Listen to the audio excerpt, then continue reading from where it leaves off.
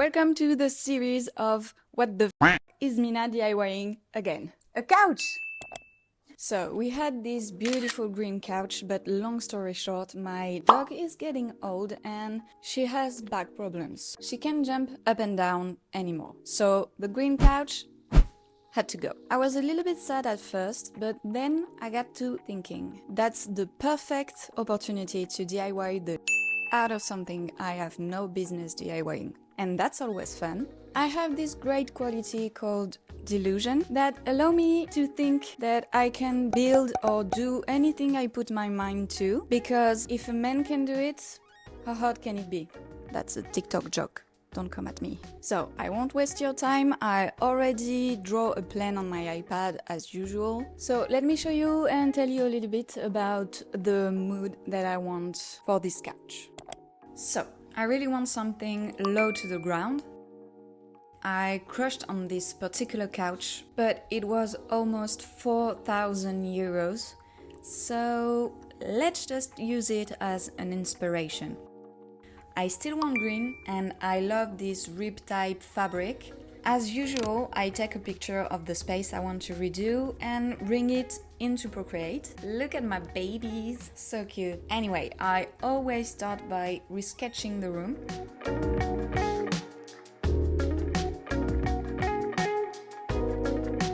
And I started drawing the couch, but then I didn't like the squareness of it. So I redrew it because I wanted something more round and fluffy looking.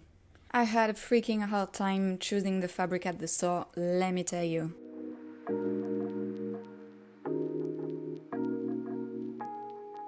Ultimately, I hesitated between those three. I got this mattress to be the base, and I ended up getting this gorgeous green ribbed fabric. I'm a bit obsessed with the color green at the moment. It's my favorite color right now. Might change next month, who knows? That's the beauty of compulsive obsession and the little things that keep life exciting. Like, will I hate this couch next month? I started out by covering up the top and bottom and then realized I didn't remember how to sew a zipper. So I went and watched the first of many YouTube tutorials I had to pull up for this DIY project. I needed to cut the side of the mattress, so I measured and cut it out. And then basically what you do is just fold your piece of fabric. You do a basting stitch to the folded side. A basting stitch is basically a stitch, but you don't lock it at the beginning and at the end, so it's easier to undo later. Then you cut the side of the fabric that was folded. You're gonna open up your seam and press the zipper against it. Then you just have to use your zipper foot.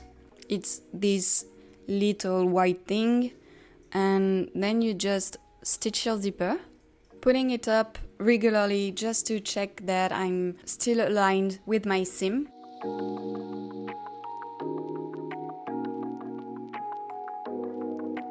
When you arrive at the end, you just put up your foot and slide the zipper head under and just finish your stitching.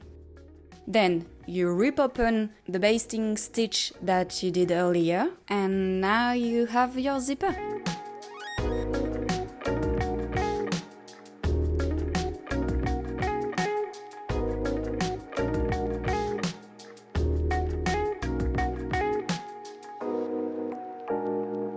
I attached the zipper part to the top and bottom under the supervision of my trusted assistant.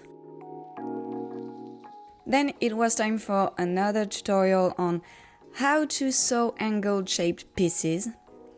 Still not sure what the proper way to do it is, so I'm not gonna try and explain. And ta-da! I was so happy until, wait for it, the zipper broke. Look at her, so happy and naive.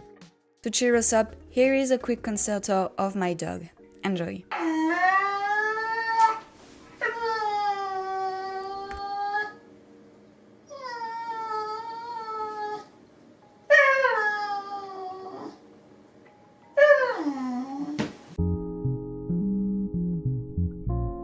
I saw a girl using a mattress topper to DIY kind of the back of the couch. Well, she did the whole couch actually with the mattress topper, but I think I can do something for just the back. Let me show you what I have. I have this old beaten mattress top. It's exactly the same size, so if I roll it and find a way to secure it, you just have to have a little bit of imagination for this one. Maybe with rope. I need some rope.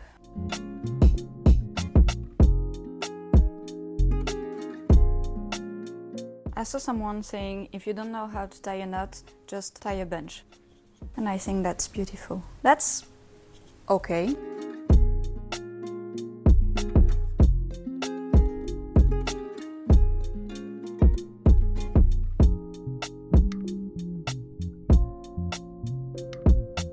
And on to the third tutorial on how to sew a buttonhole. It's pretty simple. You start by marking where your button is and how wide it is.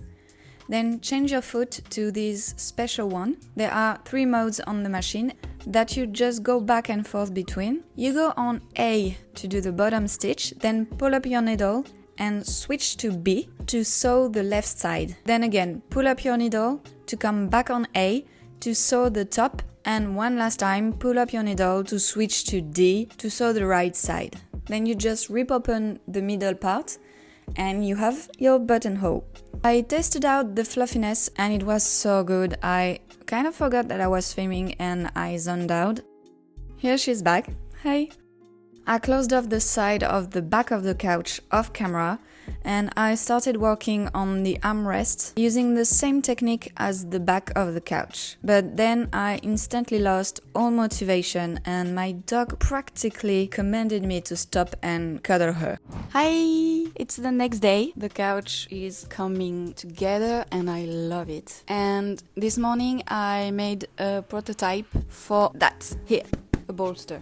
I think that's what it's called. And I want to make one for each side. For that, I'm just using a wooden plank. And let me show you that you saw me tie yesterday. Just bench it up, put it on the plank, and then I had some foam that I found, put it over, and then I had these fabric laying around, so I just wrap it up, stapled it, and I'm gonna show you on the other one because this was supposed to be a prototype and it's actually working great, so I'm gonna keep it and do the second one, and then we will be able to do the covers and the cushions and we're gonna be done. Yay!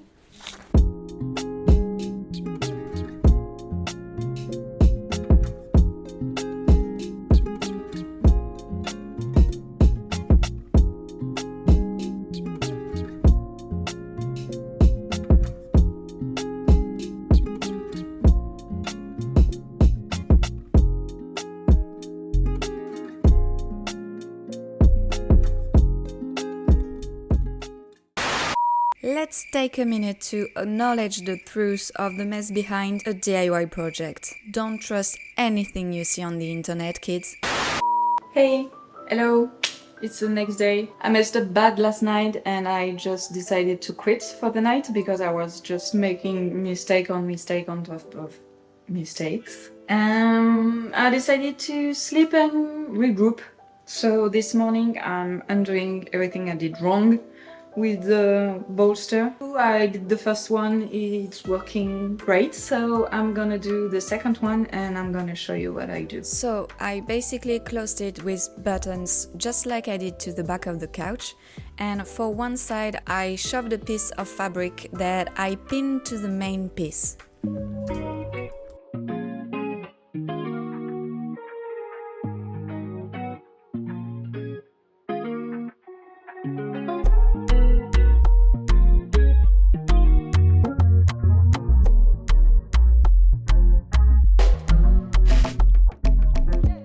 For the other side, I sewed 3 pieces together and attached it to the armrest cover. Then I folded it in 2 to create a tunnel and sewed it shut. It's been a week and my entire house is covered with this fluffy stuff. Now, all I have to do is get a bobby pin. No, a safety pin, a string. I'm just securing the pin into the string, and here I'm gonna push my string into the little tunnel with my fingers. I'm just pushing here, out, and now I found this tiny thing that I got from pants or thrifted pieces of clothing. Open it and push it through, so here I can close my thing. So let me just show you now. Oh no! I forgot to tell you to tie a knot.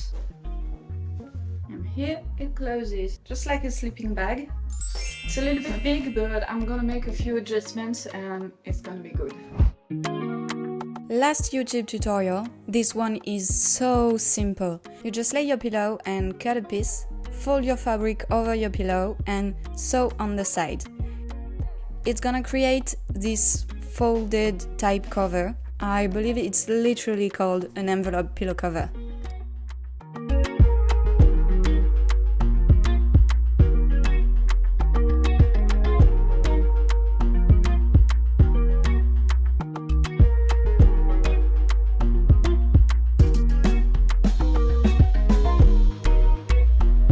I'm finally done! Yay! I love it. It's just so comfy, so fluffy. I'm so happy with it. It took me almost an entire week to make, but it was so worth it. I couldn't be happier. I hope you like it too, and thank you for hanging out with me in this video. As always, I see you in the next one. Bye!